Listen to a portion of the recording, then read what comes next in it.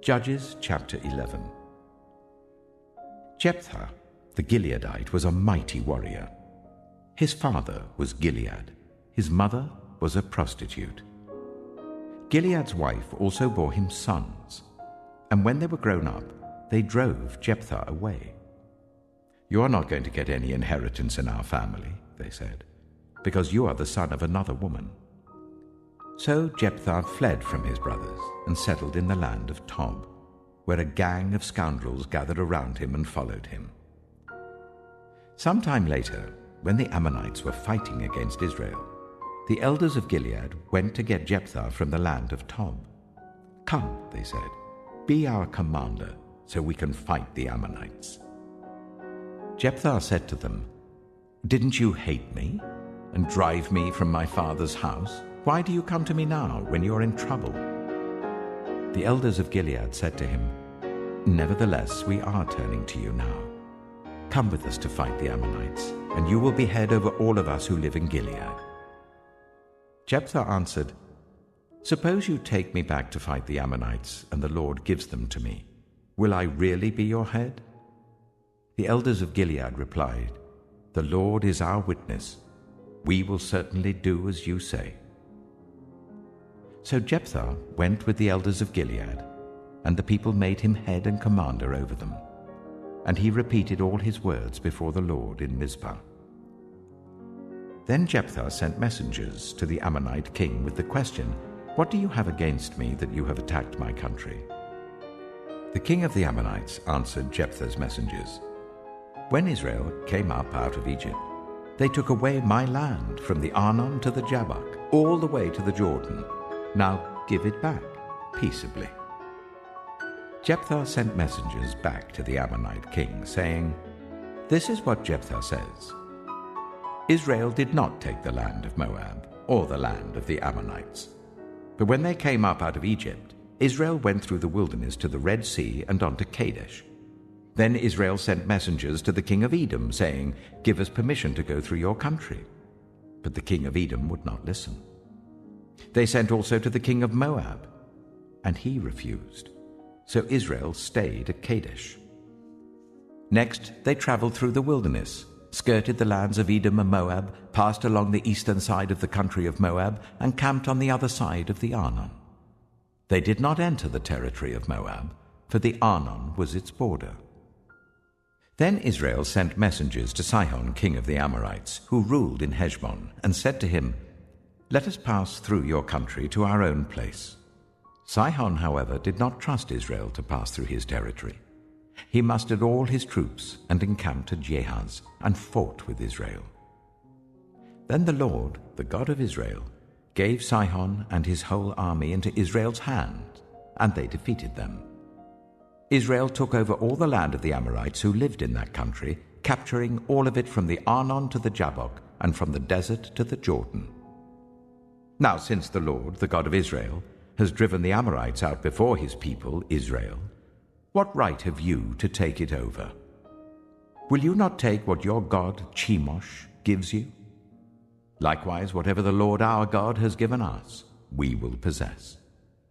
Are you any better than Balak, son of Zippor, king of Moab? Did he ever quarrel with Israel or fight with them? For 300 years Israel occupied Heshbon, Aroer, the surrounding settlements, and all the towns along the Arnon. Why didn't you retake them during that time? I have not wronged you, but you are doing me wrong by waging war against me. Let the Lord, the judge, decide the dispute this day between the Israelites and the Ammonites." The king of Ammon, however, paid no attention to the message Jephthah sent him. Then the Spirit of the Lord came on Jephthah. He crossed Gilead and Manasseh, passed through Mizpah of Gilead, and from there he advanced against the Ammonites. And Jephthah made a vow to the Lord, "If you give the Ammonites into my hands, whatever comes out of the door of my house to meet me when I return in triumph from the Ammonites will be the Lord's, and I will sacrifice it as a burnt offering." Then Jephthah went over to fight the Ammonites, and the Lord gave them into his hands. He devastated 20 towns from Aroer to the vicinity of Minnith, as far as Abel Keramim. Thus Israel subdued Ammon.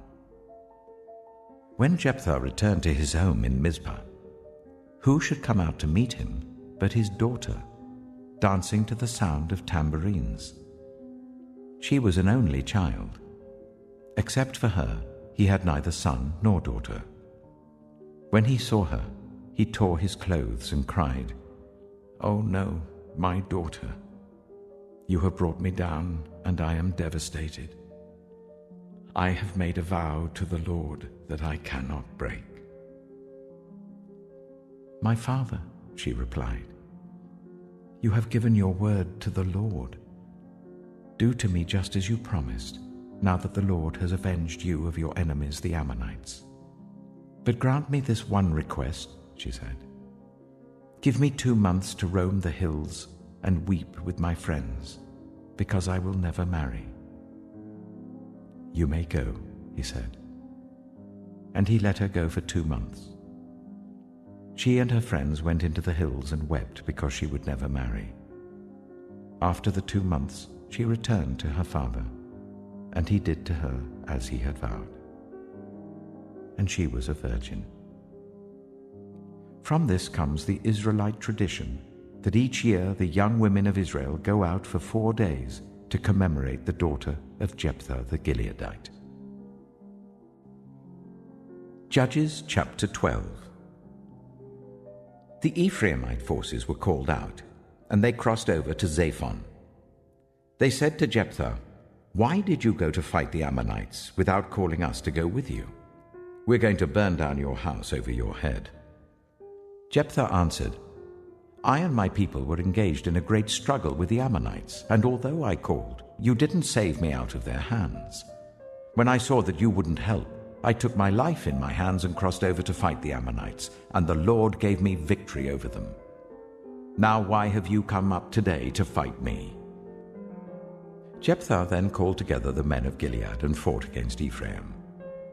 The Gileadites struck them down because the Ephraimites had said, "You Gileadites are renegades from Ephraim and Manasseh." The Gileadites captured the fords of the Jordan leading to Ephraim. And whenever a survivor of Ephraim said, "Let me cross over," the men of Gilead asked him, "Are you an Ephraimite?" If he replied no, they said, "All right, say Shibboleth." If he said Sibboleth, because he could not pronounce the word correctly, they seized him and killed him at the fords of the Jordan. 42,000 Ephraimites were killed at that time. Jephthah led Israel for 6 years.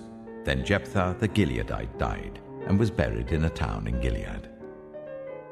After him, Ibzan of Bethlehem led Israel. He had 30 sons and 30 daughters. He gave his daughters away in marriage to those outside his clan, and for his sons he brought in 30 young women as wives from outside his clan. Ibzan led Israel for 7 years. Then Ibzan died and was buried in Bethlehem. After him, Elon the Zebulunite led Israel for 10 years.